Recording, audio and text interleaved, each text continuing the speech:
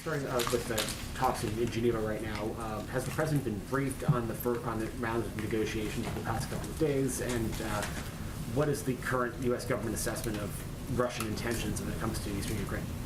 Well, the president meets, as you know, regularly with his national security team, members of his national security team, as he did this morning. I don't mean a formal NSC meeting. I mean the regular PDB meeting where he receives regular updates.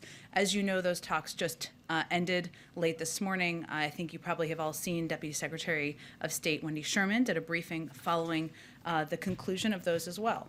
I would just reiterate some of the points that she made, of course, that these talks were frank and forthright.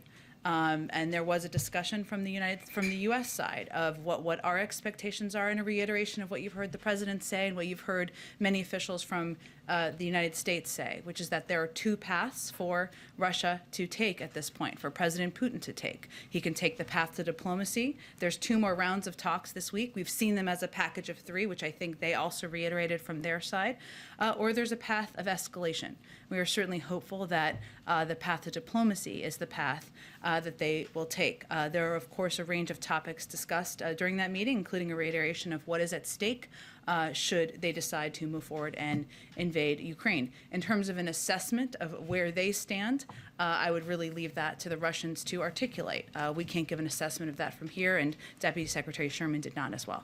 And what would it look like for the Russians to choose the diplomatic path? Does that mean they have to withdraw some of their forward deployed forces on the border with Ukraine in order to have that more sustained engagement, or is it just not invading further would keep the diplomatic pathway conversation alive?